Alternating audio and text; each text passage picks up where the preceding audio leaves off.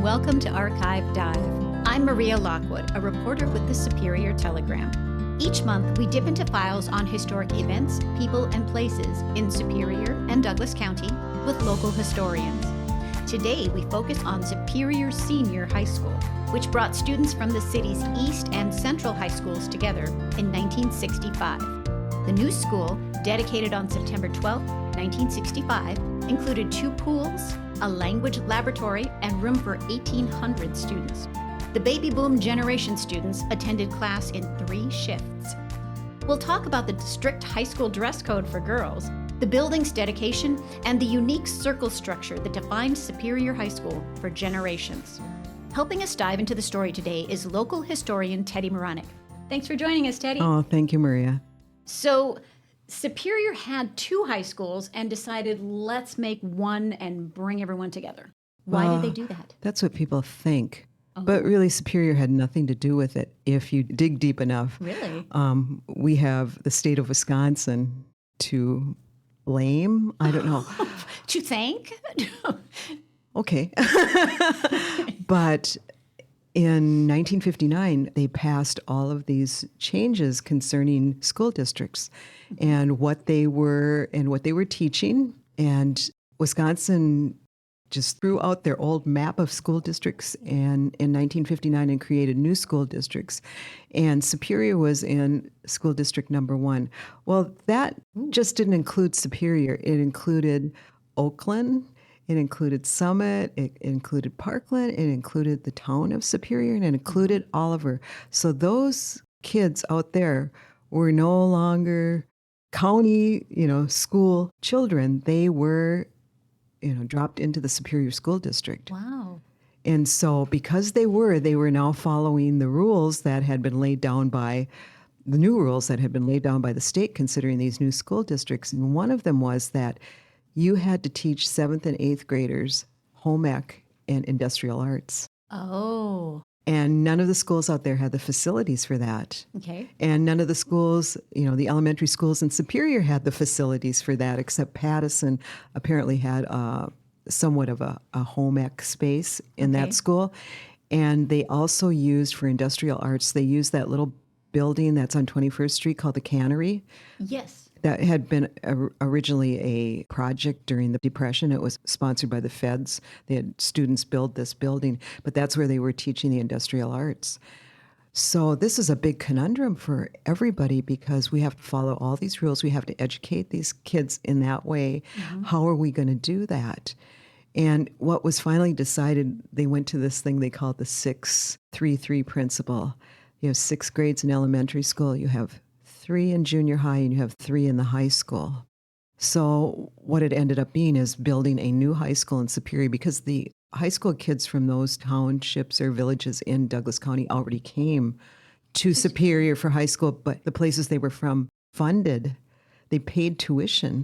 Oh. But all that was gone now because they were part of the Superior School District. So Superior School District was going to rely on local taxes and state funding for the new school. So they decided that, the best thing would be to build a new high school because you were going to have to have facilities for teaching these other things. Mm-hmm. And it wasn't worth their while to add on to the elementary schools or to add on to East and Central because most of the schools in Superior were quite old, not really old, although some of them were pretty old, like Erickson had been built in 1893, Howe and Carpenter. Right. And population distribution in Superior was changing too. So some of these bigger schools had fewer kids and some of the littler schools had a whole lot. Mm.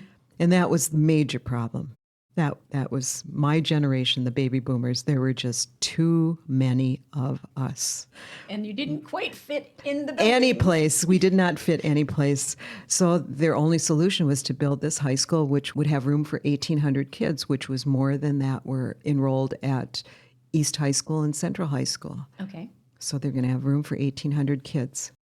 Apparently people didn't stop having babies. And so, it worked out fine for a couple of years. Mm-hmm. But then Cathedral closed. Oh.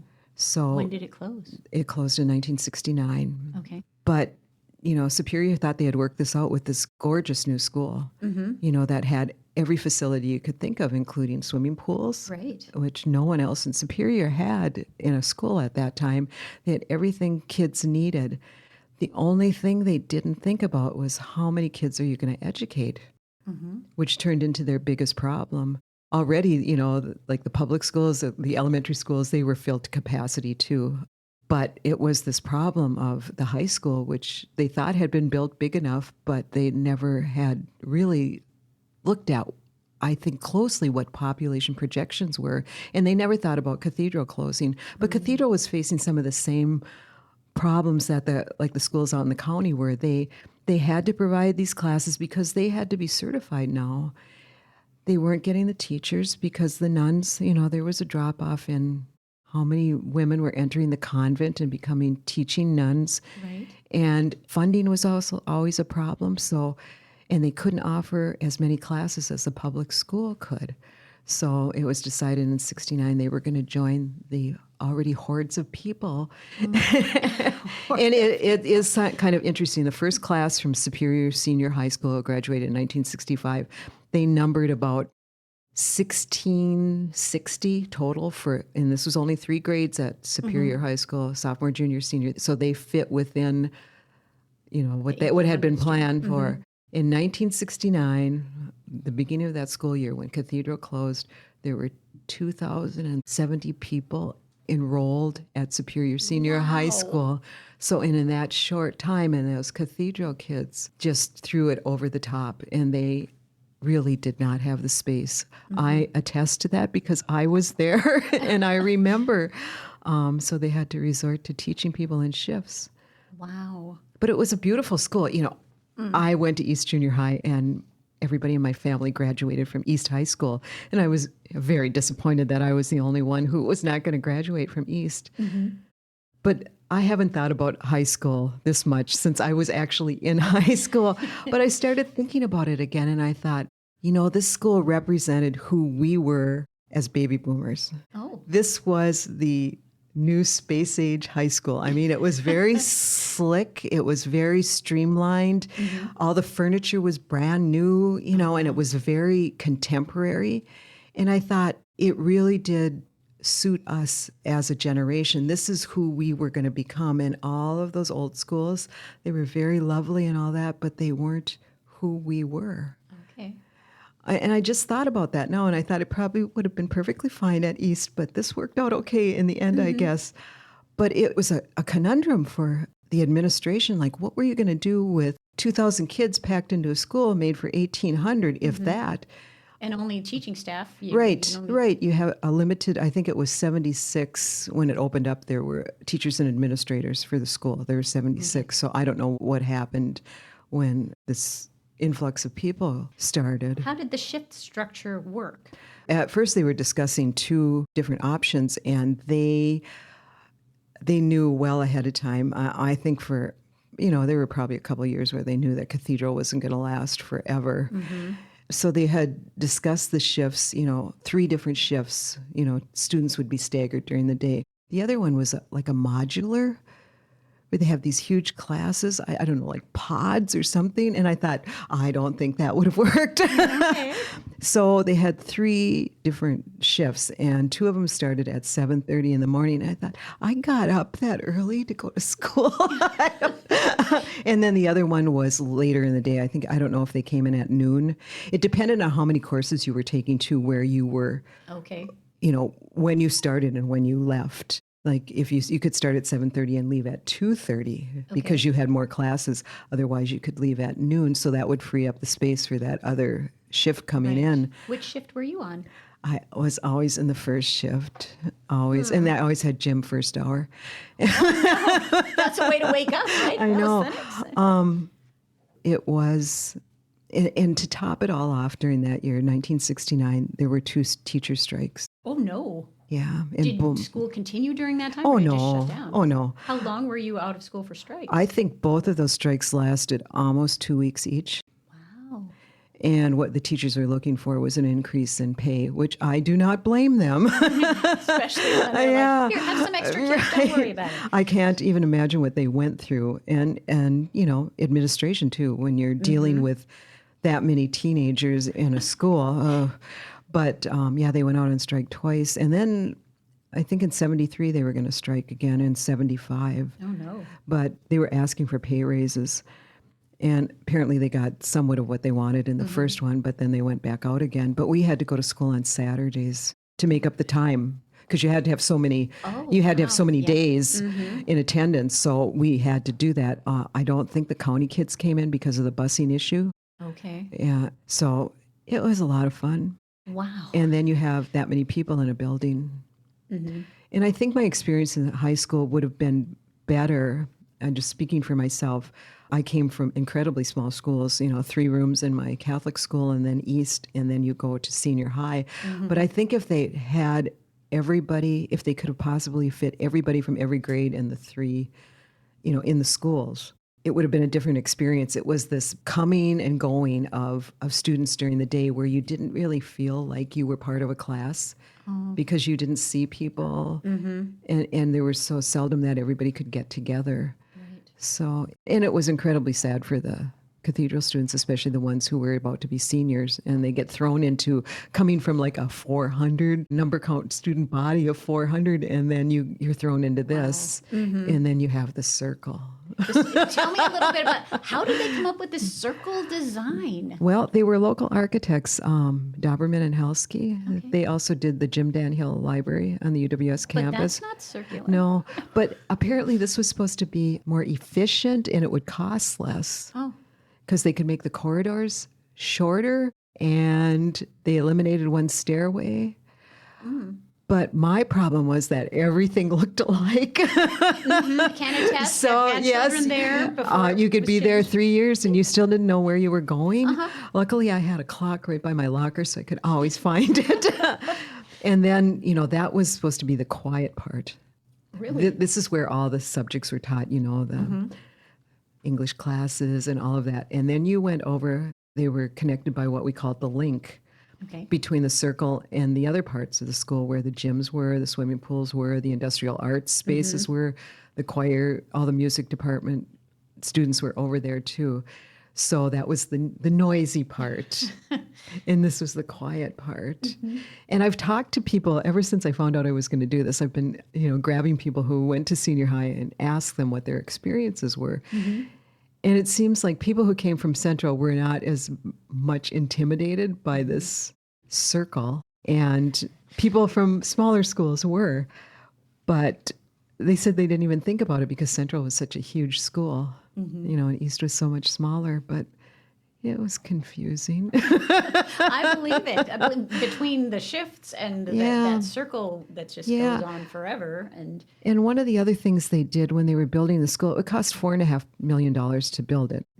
And when they put out the first bids, of course, they came in too high and high enough where they had to think about eliminating things. And one of the things they eliminated was an auditorium, which I find like that was really sad because they did, even in those days, senior high had a very good drama department. And there was no place to perform except the 71 seats they had in the drama classroom. That was it. You couldn't really do it in the, in the gym because you'd have to bring in a portable stage and it'd have to be set up, for a rehearsal and everything. So they would go, once when I was in school there, they went over and they used Central's auditorium to do West Side Story. But that was one thing that they lost. My other favorite part about the gym, though, was they had collapsible bleachers. Okay. Not the permanent ones like they have now. No. They could be folded up. And when you walked on them, you could feel them move. You liked that? No, I did not. I always thought, this is the day they're going to come crashing to the ground.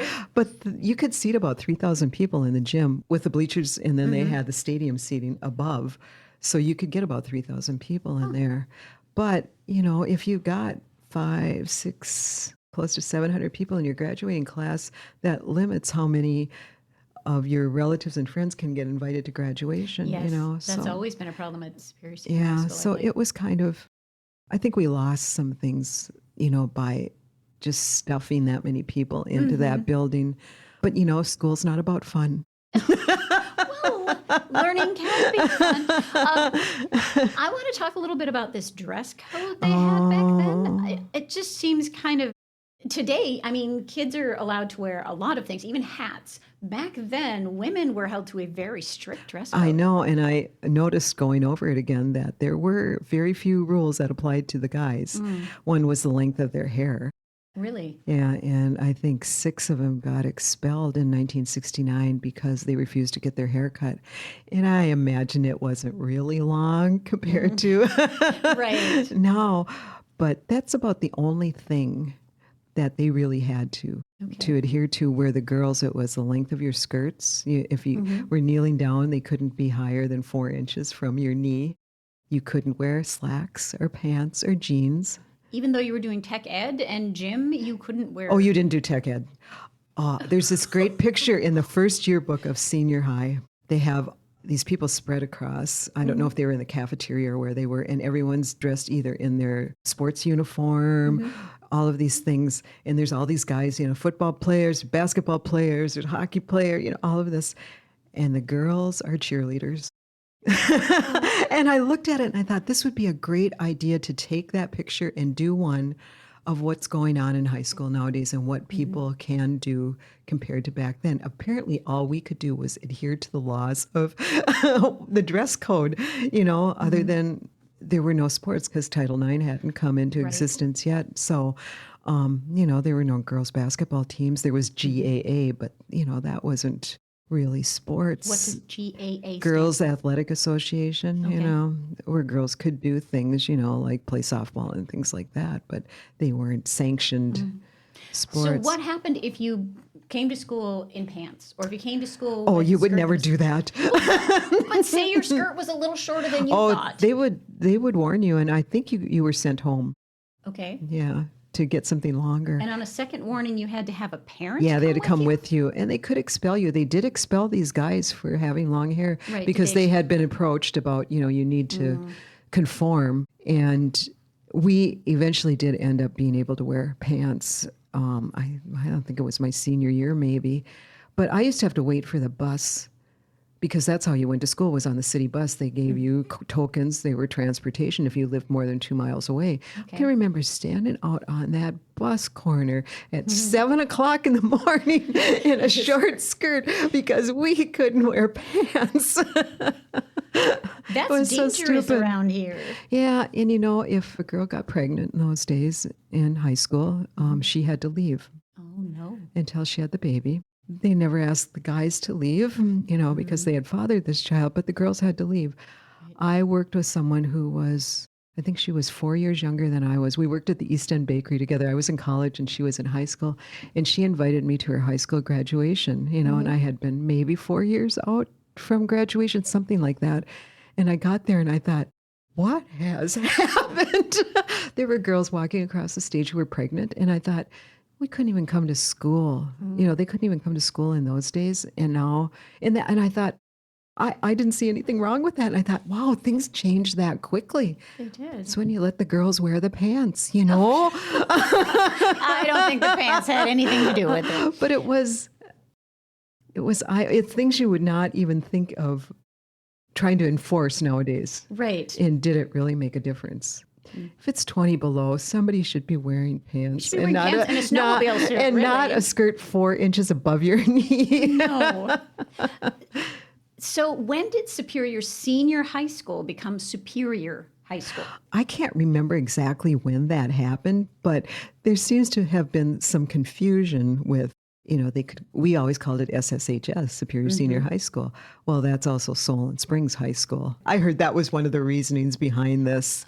But then it actually, when I was there, it was only sophomore, junior, and seniors, and the ninth graders were still in junior high. So I don't know if it then changed when they moved the ninth graders to the high school. Oh, that would make sense. Yeah, maybe when the middle school was, probably when the new middle school was built is when it happened. Which was 20 years ago?